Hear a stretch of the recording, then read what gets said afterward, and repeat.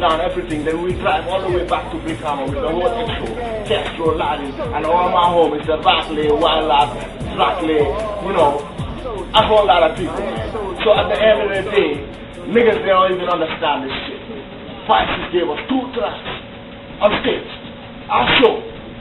Yeah, you gave us 2 tracks, we performed 2 tracks, you cut it out. You said, nah, we don't want y'all to play anymore. You know, y'all gonna play tomorrow at 5 So that's Saturday. So Saturday came up. We waited Saturday. I went down there with the same producer that I came with from England who's inspecting and watching what we about. But they sabotaged the mission so that I cannot get a deal and they can't get a deal. So if we can't get it, we can't get it. That's what this shit is all about. You know, so at the end of the day, we went down to Firebar from 11 o'clock. I remember the moment I got into the club, I saw this young dude from Cali Group wanted to fuck with me. I whooped his ass at the gate.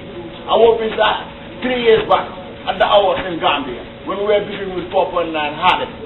Yeah, they came over there rushing us when they gave us the best entertainers as X-Soljaz. You know, 2004, something like that. So I remember whooping his ass after he got off the stage talking about fuck X-Soljaz, fuck Brooklyn niggas. Everybody was sitting down, nobody make a move. I was the one that kicked them motherfucker. Yeah, everybody stopped the fight in the hour. When we left the hour, Harlem niggas were attacking us. I remember I was the one that smashed a bottle and tell them niggas that anybody that come over, we're gonna kill you. All my X-Soljaz niggas were running, not really fighting. Yeah, pushing me away, pushing back. Yo, come on, stop the fight. I'm the one who's hard-headed. I'm the crazy motherfucker up in this mission. They all know that shit. You know, so at the end of the day, we're doing all that. You know, coming back to Gambia, Saturday, Pisces, Firebar, see this little nigga again. This little nigga's looking at me like, what's up, yo, trying to act like he mean mugging or shit. I whoop his ass again. I remember my t-shirt getting teared apart. Because this little nigga was not fighting. He was grabbing like a bitch. So in the end, Pisces, he didn't even play us on the show. He was hiding. We're looking for Pisces in the club, we can't see this nigga. We're calling this nigga, we can't see this nigga. Till 4 o'clock, he was playing other people on stage. Other Gambian artists were performing on our show. You know, for no reason. This nigga's never saying shit. This producer that I came with from UK, he's saying all that.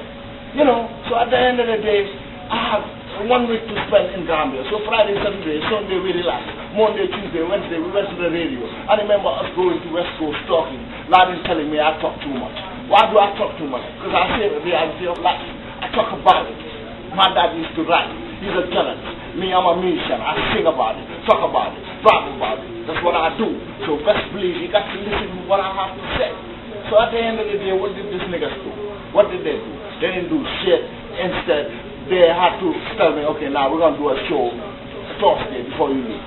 So I have to set up a show again. And all that money was coming out of my pocket, 13 grand. I remember blowing 13 grand on that shit. Gambian money. You know, so at the end of the day, what happened? What did y'all do? I was the one that rented the crib that we were all staying at that time when I came with the producer. We were staying there and all that shit. Y'all didn't do nada but eat the riches of a man. And I was not even rich yet. You know, so at the end of the day, all the thing I was sacrificing. You know, I didn't even go to college that week. I was in Gambia doing a show with y'all. And y'all didn't even see that. So in the end, when we planned that free show on a Thursday, the sound system that we rented did not come till after sunset. So before we set up the stage, it's dark. You know, when the people came, shit was not working like it was planned. Everything was not planned because these people don't plan. That's why I tell them, lack of planning on your part does not constitute emergency on my part. Don't mess with me. You know? So in the end, I was so angry that I didn't even pay the sound system there. I tell him I ain't gonna pay shit. So if you wanna do something, tell me. He didn't do shit. They didn't do shit. I remember Laddin that night, we had to walk all the way from Solja-Cona to where we're going to stay because Castro didn't want to take us home. He rolled out with his car, you know, and left us there.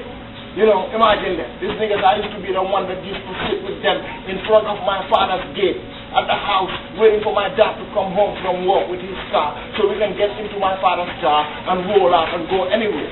Normally, sir, we don't ask for gas money. No tax, no nothing. So in the end, y'all get a little bit of change. Y'all want to pay me. That's what y'all niggas were doing. And you know with X-Soljaz, starting with Castro, Rain, Palms, you motherfuckers, I left you in England. Yeah, why did I leave you in England? I'm going to come to that story, but in the meantime, leaving Gambia the next day, I left Gambia, angry, wild, exhausted, no money. I went back to England to start all over again, double up on my courses, on the music technology. And next thing you know, I finished my course too, June. When I finished the course, what happened? MJ died from Gambia, Bulldog Records, the #1 producer in the Gambia. Best believe it. Yeah, they killed him. The moment that God dropped his #1 on summer day, or what do they call it, the Smiling Coast release. They killed him. Yeah, they say he died of malaria. How can somebody just die like malaria? This guy has been living healthy every day.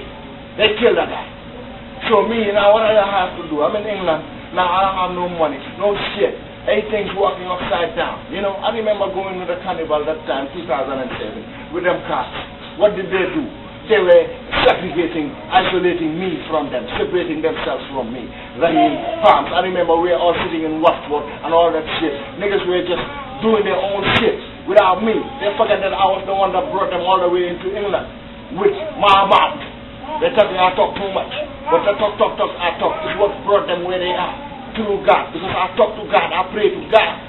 Yeah, I ask God to help. So in the end, I'm in England sitting down there doing what I have to do. My dad, he was getting old. He's in Gambia. He got his own newspaper company and all that stuff.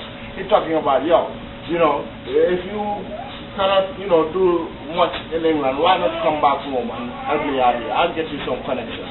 I remember getting a call from the Gambia GRTS, the Momodu Sagan. Yeah, the DG, the Director General, telling me, yo, I've seen your qualifications in music technology and all that. I'm really impressed and interested because your father was the one that gave me a job. Yeah, when I was in Radio Gambia. Because my dad is the first chief broadcasting officer of Radio Gambia, the first Gambian government radio in Gambia in the 60s, 70s. Yeah, so at the end of the day, all those things. So I said, okay, I'm going to come back home. But when I went back to Gambia, yeah, no, they didn't give me no job. They didn't give me nada. You know, I used to be working with my father in the hot sun for 1 year, 6 months, 2007, September, till March 2009. Yeah, I'm in the country, Gambia, my country. Yeah, all these people were like, they don't know me no more. Everyone was treating me like a ghost. Yeah, they're saying I lost myself. I lost my mind. How can somebody lose himself when he pray every day, 5 times a day, fast to God, and do good, give out his last time? That's me. That's what I do. But they treat me like a fool. So I'm in Gambia, Castro's balling, he got his connection, he got this hotel that he's running with some white people, and I bet these white people were fucking him in the butt. That's why he was licking their asses. Yeah, getting that money, teaching man, buddy boy. I mean, I know all of the shit y'all did just to fly out of Gambia. May I do it the right way? Yeah.